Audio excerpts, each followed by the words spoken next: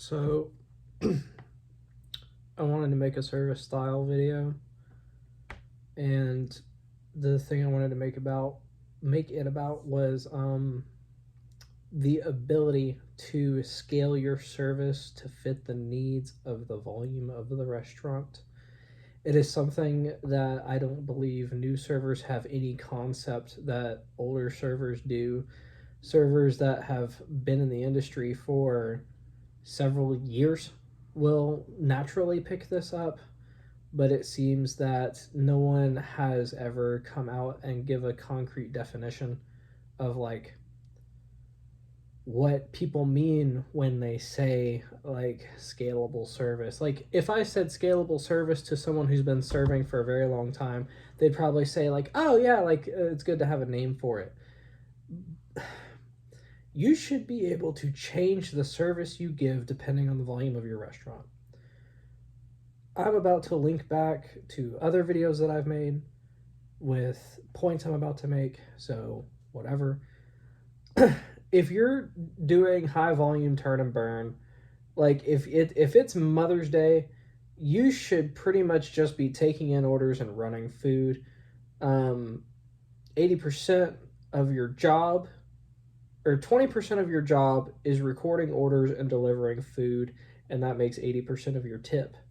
When you are in a high volume situation where you have a limitless line coming through the door, you should try to generate as many instances of service as possible. And by that, I mean ringing in an order.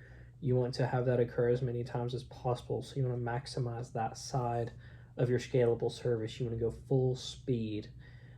Everything you can do to delivering the check early, to pre-bussing everything, to bussing your own tables.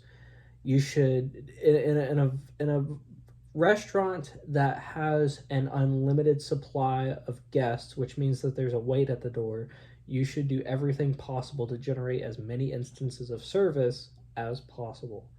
On the other hand, when your restaurant's not on a wait, you need to decide what level of theater that you can get away with. Instances of theater are anything you do that is not exactly necessary for guest experience. So, let's say you have a soup that you need to deliver to the guest table. The only two necessary items to deliver soup to a guest table are a bowl, soup, and a spoon, because they cannot eat without the spoon. But many times, there are instances for you to present in a much more pleasing way than just delivering a soup, a spoon, and a bowl. The laziest way is definitely just putting the spoon in the soup. There's no presentation that the spoon was clean beforehand. It's very minor, but seeing is believing. So you could put the spoon on a plate. Well, how do I know the plate's clean? Well, I can see the plate. To be sure that everything's clean, you could have the soup in a bowl with the spoon for the said soup on an accompanying plate with a napkin that is disposable on top that has never been touched before. When I go out to eat, I will notice the level of service and style that my server puts into my experience. If 4 people order soups at a table, 2 couples, and you plate the spoons in a fancy way on a 5th plate so that each person gets to reach and grab their own clean spoon on a nice presentable plate, maybe all the spoons are radiating from the center of the plate that has been lined for everyone. That says something.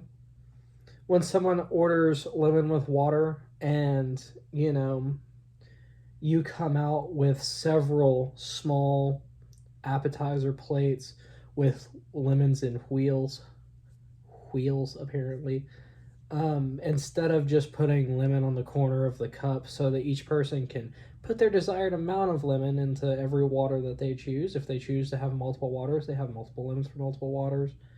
Saves you a little time, but also presentation is key. If you're extremely busy, you just knock a lemon in the water.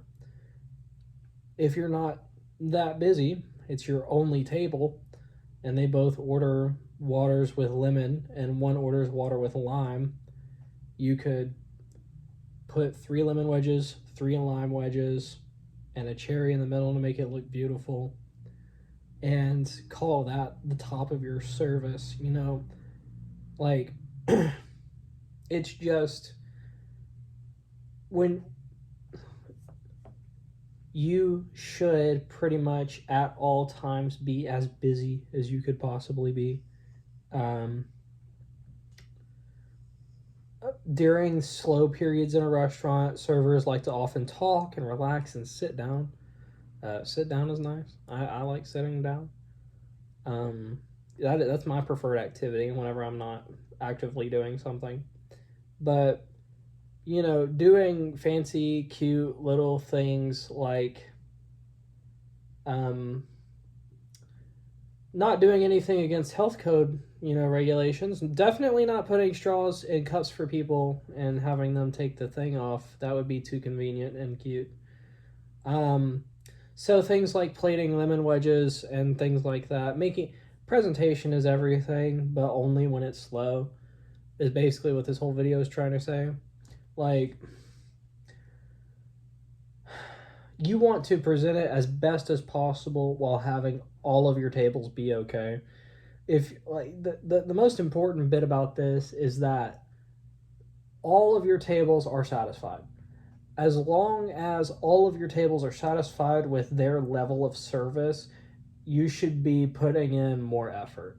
So if you only have one top and they order something simple, you should go above and beyond in terms of how it's plated or originality or anything. You want to, whatever you do for your tables, like if you're a talker, I'm not a talker. I'm not a talker. Don't talk.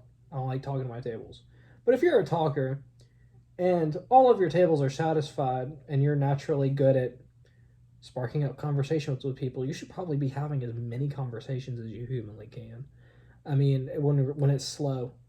When it's slow, you should probably talk to every table individually, see why they're out, see what they're doing, how are y'all, blah, blah, blah. I'm not a talker, so I don't know.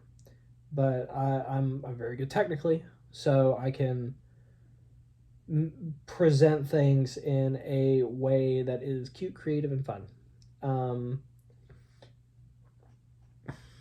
It just is what it is.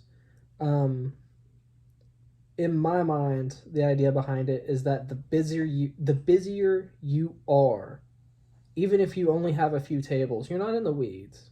Don't get it confused. You're not so busy and just drowning that you have nothing to do. You're consciously making the decision that I only have 2 tables right now, but I could give them above and beyond service and get a better tip from both. Having a scalable service makes it to where during the busiest times you said, well, I could only give this basic level of service, but I gave it to very many people. I made the best tips that I could. Or I have a really supreme high-end service and I could only give it to a few people, but I gave everyone the best service that I possibly could. I made as many tips as I could. You never really leave. If your service style is scalable in that way, you never really leave feeling like you got a raw deal out of work. I mean, if you go in, you were there for 2 hours and you only had 4 tables, 2 tables per hour, and you gave all 4 tables as good service as you possibly could. It wasn't you. Like there just wasn't anyone in the restaurant that day. Some days are like that. You just have to roll those dice. Basically, have a scalable service style, because at the end of the night, if you do everything you possibly could for every table you had, you won't feel like you didn't make as much money as you could, because you did.